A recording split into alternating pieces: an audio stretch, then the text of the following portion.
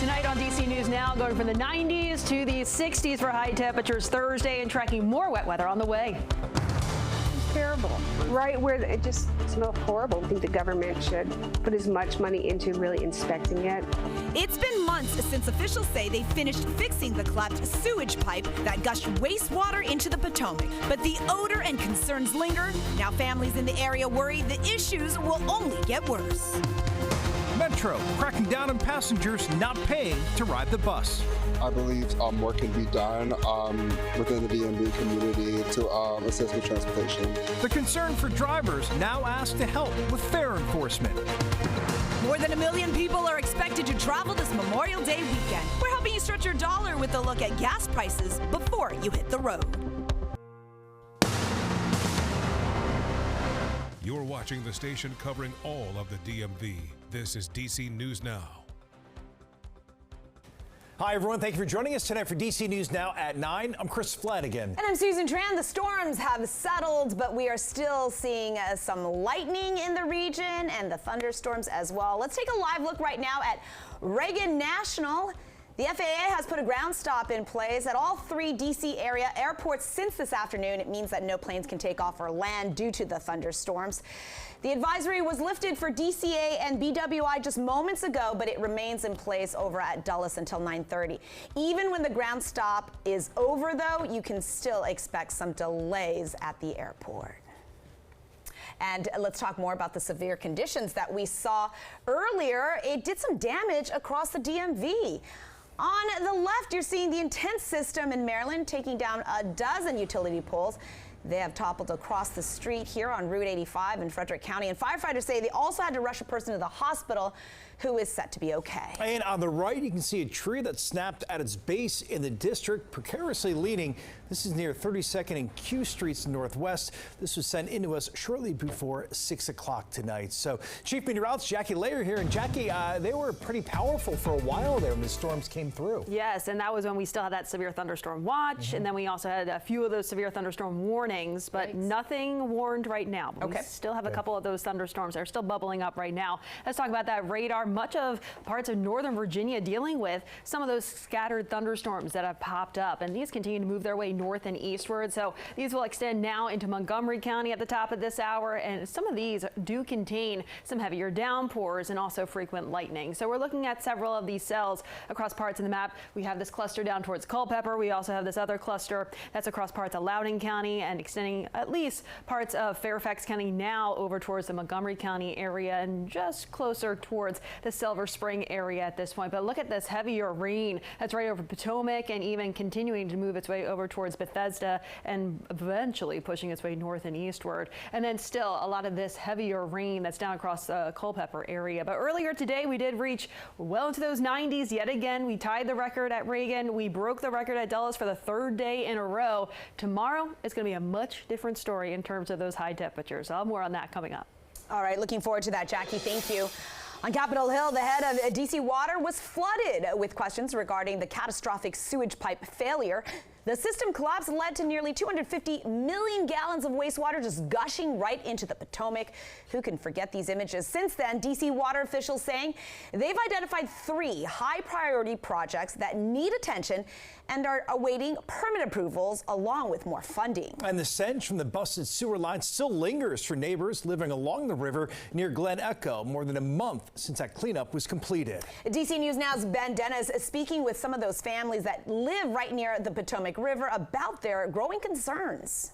Residents say that it's heat and rain combined that make the smell the worst near the cleanup zone. This comes when county health officials say most of the river is safe to use for recreation, but they still have some concerns, places to avoid.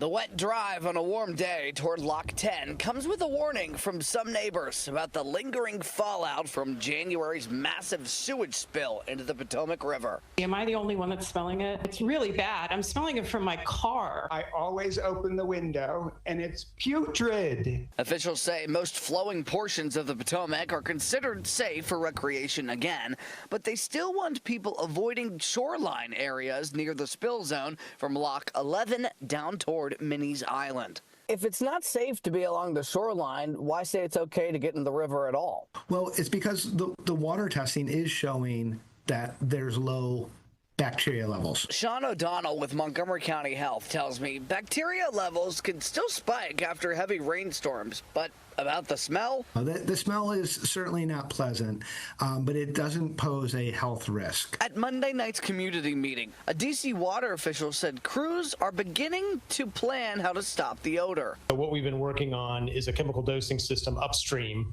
and that should start in the next couple weeks. Meanwhile, D.C. Water CEO David Gaddis says crews are still responding to odor complaints. We heard everything they said at the town hall, so we are going back out and taking a look. Glen Echo Mayor Dia Costello says what happened here should serve as a warning beyond just one community.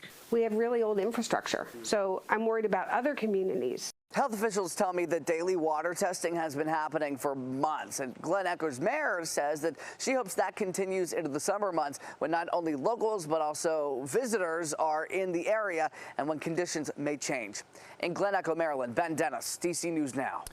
And we have an update tonight. A water main break in Montgomery County from earlier today is now fixed. It was along Milestone Manor Lane in Germantown. Police say the road reopened around 5:30 this evening. And crews have also reopened a major stretch of road from another water main break also in Montgomery County.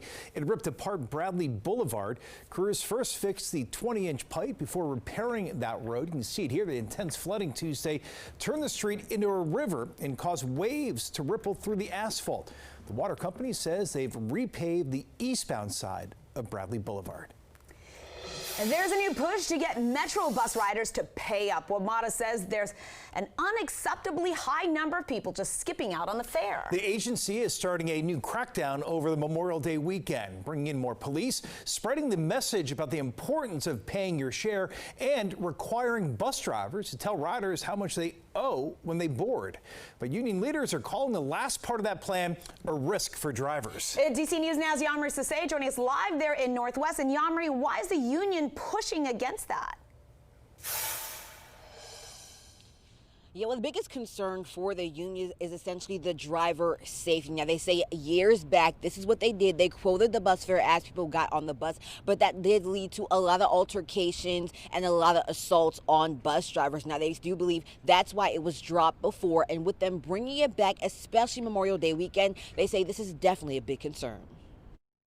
At no time is the union advocating for not paying a fare.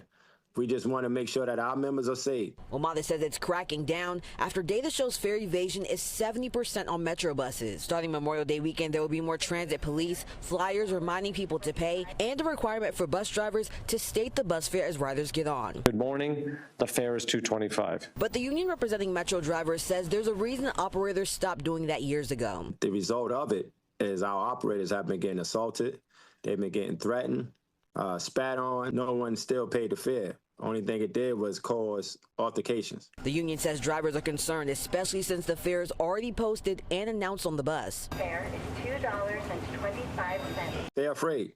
They don't feel safe. If you have something in place, the annunciator that states the fare once you get on the bus, why is it that you have to put the operator back in harm's way? WMATA CEO Randy Clark says drivers are not expected to enforce fares, only state the price. They are in a secure compartment that we've spent millions of dollars on, and they're quoting the fare. They are not supposed to engage someone after that.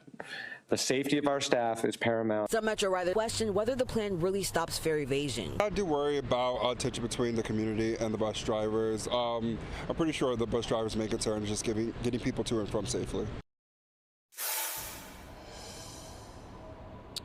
Now, the crackdown for these fare evasion will begin on May 24th. And also the CEO, Randy Clark, does say that managers will be riding the bus to support operators during the first few weeks of this. And they also will be encouraging people to pay their fare as well. For now, reporting live in Northwest, I'm Yamri Sasay, DC News Now. New tonight in the district, police are searching for a dog stolen during a walk last night in Southeast. Investigators say the owner was walking Zen here along 14th and T Street around 7:30 last night when a suspect came up to them, grabbed the leash of the pit bull mix and took off. If you have any details or recognize Zen, police want to hear from you. Now to more images of the suspects accused of a violent brawl at the Navy Yard Chipotle on Saturday night. Take a look at these photos of the 3 teens DC police are searching for, and they point to the one with a backpack and the unique design on its back. Police say they're all part of the group seen on video chucking chairs at each other, sending other customers scrambling from that restaurant Saturday. Anyone with any details, you are urged to call police. Well, one person rushed to the hospital when an electric car caught fire in Tysons, Virginia. You can see it here, just engulfed in flames. We're told that person will be okay. It happened around 5 p.m. on the Dulles Access Road near Leesburg Pike. The westbound lanes of Dulles and 3 lanes on 267 were closed. Also in Virginia, Stafford County has approved plans for a Buc-ee's supersized gas station. It'll be built off 95 in Stafford near Courthouse Road and Austin Ridge Drive. Now, the plans for the fan favorite travel center include more than 120 gas pumps and around 800 parking spots. Transportation impact analysis shows that building the Buc-ee's would cause peak traffic to double in the next 7 years. Buc-ee's says they'll be building new lanes to ease the burden, but some neighbors are still concerned. The first Buc-ee's location in Virginia opened last year just south of Harrisonburg. As of right now, there's no opening date for the Stafford County location. The school chancellor in the district stepping down. Dr. Louis Farabee has led the system for the past 7 years, overseeing a 13% increase in high school graduation rates, which officials say is now up to 78%. Farabee crediting his success to the people around him. Not what you accomplish, is who you do it with. And I've had an amazing journey and path with exceptional school leaders such as Principal Kiplinger.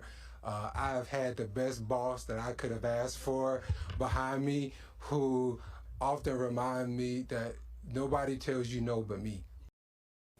Farabee will stay on until the end of the school year. Then he's going to take a job in the private sector, advising on education curriculum all across the country. At that very same meeting, Mayor Muriel Bowser highlighting DC school test results and saying the district ranked #1 in the nation for improvements in math and English language arts. Our children from all 8 wards are #1 because they focused on their assignments. Their teachers approached them with joy and challenged them. What I do know is that my friends and I have worked hard to show the world that how smart we are. Oh, you're so smart. I love it. The district also outperformed pre-pandemic level test scores in both English, arts, and math.